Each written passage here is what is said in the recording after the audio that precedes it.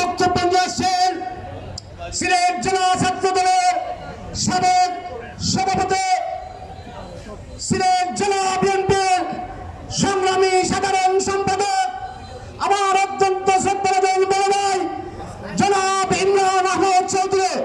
জনাব ইমরান আহমদ চৌধুরী। বিসমিল্লাহির রহমানির রহিম। প্রিয় শহীদ জিয়ার সৈনিকেরা, আপনারা কি ভালো আছেন? আলহামদুলিল্লাহ। আজকে 5ই আগস্ট, একদিকে আমাদের বিজয়ের দিন, আনন্দের দিন, আর একদিকে আমাদের সুখের দিন। আমি কালো পাঞ্জাবি পরে এসেছি, এর জন্য আমি শোক প্রকাশ করতে।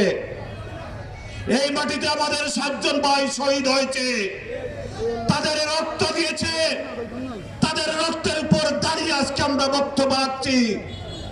সেই শহীদের রক্ত আমরা বৃথা যেতে দেব না বন্ধুগণ। প্রিয় ভাইরা, আজকের এই ঐতিহাসিক বিশাল বিজয় র্যালির সংগ্রামী সভাপতি, উপজেলা বিএনপির সংগ্রামী সভাপতি,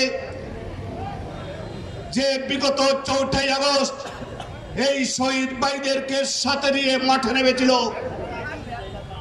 এবং তার সুযোগ্য সাধারণ সম্পাদক আজকের উপস্থাপক মনিরুজ্জামান উজ্জ্বল সহ যেসব নেতৃবৃন্দ সেদিন বুকে সাহস নিয়ে এইসব শহীদের পাশে দাঁড়িয়েছিল, আমি তাদেরকে সশ্রদ্ধ সালাম জানাই। আমি শহীদদের বিনম্র শ্রদ্ধা জানাচ্ছি। প্রায় 277 জন মানুষ বুকে বুলেট বিদ্ধ হয়ে এখনো অনেকে মৃত্যুর সাথে পাঞ্জা লড়ছে, এখনো এই লড়াই চলছে। ভাইরা আমার, এইসব শহীদদের স্বপ্ন কি ছিল? একটি গণতান্ত্রিক বাংলাদেশ প্রতিষ্ঠা করা।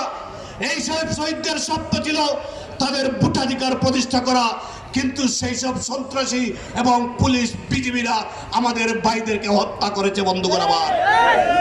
যতদিন পর্যন্ত এদের বিচার না হবে আমরা রাজপথ থেকে যেতে পারবো না বন্ধুগণ আমার। এটাই আজকের শপথ, এটাই 5ই আগস্টের চেতনা, এটাই আমাদের অনুপ্রেরণা বন্ধুগণ আমার। কি আপনারা একমত আছেন? এদেরকে আন্তর্জাতিক অপরাধ ট্রাইব্যুনালে এদের বিচার হবেই হবে। আমি প্রমিস করে বলতে চাই বন্ধুগণ আমার, আমার শরীরে 1 বিন্দু রক্ত থাকতে আমার ভাইদের রক্ত আমি বৃথা যেতে দেব না। আমরা বিএনপি দ্বারা বৃথা দেব না বন্ধুগণ আমার। মঞ্চে উপস্থিত আছেন আমাদের প্রিয় নেতা, প্রিয় বড় ভাই আমার, সিলেট জেলা বিএনপির সাবেক সভাপতি, কেন্দ্রীয় বিএনপির সাবেক সদস্য, বর্তমান সদস্য, শ্রদ্ধাভাজন বড় ভাই জনাব আবুল কায়ের সাহেব। উপস্থিত আছেন আমার সহযোদ্ধা বন্ধু, সিলেট জেলা বিএনপির অন্যতম সদস্য জননেতা জনাব ফয়সাল আহমদ চৌধুরী সহ আমাদের উপজেলা বিএনপির, এখানে জেলা বিএনপির রাজিবউদ্দিন লস্কর সহসভাপতি আহাদ চৌধুরী সাহেব, সহ সাংগঠনিক সম্পাদক রেজাউল করিম দাছন, আমাদের মিনার আহমদ রুয়েল চেয়ারম্যান সহ আর অনেক নেতৃবৃন্দ, আমাদের এমাদ আহমদ চেয়ারম্যান, আমাদের সিরাজ ভাই উপদেষ্টা, আমাদের সালিকুদ্দিন চৌধুরী উপদেষ্টা সহ আরও অনেক নেতৃবৃন্দ উপস্থিত হয়েছেন। আমাদের গোলাপগঞ্জ বিএনপির আহ্বায়ক ছিলেন অত্যন্ত প্রবীণ মানুষ আমাদের গফুর ভাই এসেছেন, কষ্ট করে এসেছেন। আমি সবাইকে ধন্যবাদ জানাচ্ছি, কৃতজ্ঞতা জানাচ্ছি। প্রিয় ভাইয়েরা, একটি কথা বলতে চাই, এই বিয়ানীবাজার গোলাপগঞ্জের জনগণ দীর্ঘদিন যাবৎ বঞ্চিত হচ্ছে। এই ফ্যাসিস্টদের প্রতিনিধিরা এলাকার কোনো কাজ করে নাই। একটি কথা বলতে চাই, আমি কিছুদিন আগে আমাদের নেতা তারেক রহমানের সাথে আমি দেখা করে এসেছি। এই এলাকার জনগণের দাবি দেওয়া আমি তার কাছে চলে এসেছি। আমরা বলেছি, যারা আন্দোলন সংগ্রামে নেতৃত্ব দিয়েছে পরীক্ষিত, যারা 5ই আগস্টের পরে এখানে এসেছে, এদেরকে আমরা মেনে নিতে পারি না, গোলাপগঞ্জবাসী মেনে নিতে পারি না বন্ধুগণ আমার। উনি একমত হয়েছেন, ইনশাআল্লাহ গোলাপগঞ্জ বিয়ানীবাজারবাসী আমার নেতা তারেক রহমান যার হাতে ধানের শীষ দিবেন, তাকে নিয়ে আমি বলেছি আপনাকে আমরা উপহার দেব এই বিয়ানীবাজার গোলাপগঞ্জের।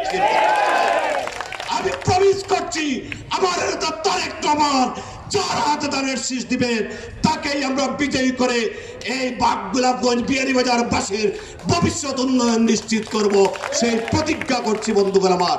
প্রিয় ভাইরা, সর্বশেষে একটি কথা বলতে চাই, ইউনিটি স্ট্রেংথ, একতাই শক্তি।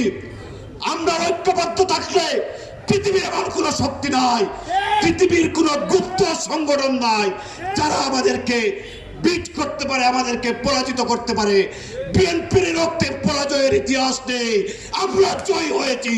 বিগত 5ই আগস্ট জয় হয়েছি, আগামীতেও আমরা জয় হব ইনশাআল্লাহ। তারেক রহমানের নেতৃত্বে বাংলাদেশে গণতন্ত্রের পতাকা আমরা উড়াবো। সবাইকে ধন্যবাদ। বাংলাদেশ জিন্দাবাদ, জাতীয়তাবাদী দল জিন্দাবাদ, শহীদ জিয়া অমর হোক, দেশনেত্রী বেগম খালেদা জিয়া জিন্দাবাদ, আগামী রাষ্ট্রনায়ক তারেক রহমান জিন্দাবাদ, গোলাপগঞ্জের 7 জন শহীদ অমর হোক। সবাইকে ধন্যবাদ। আসসালামু আলাইকুম।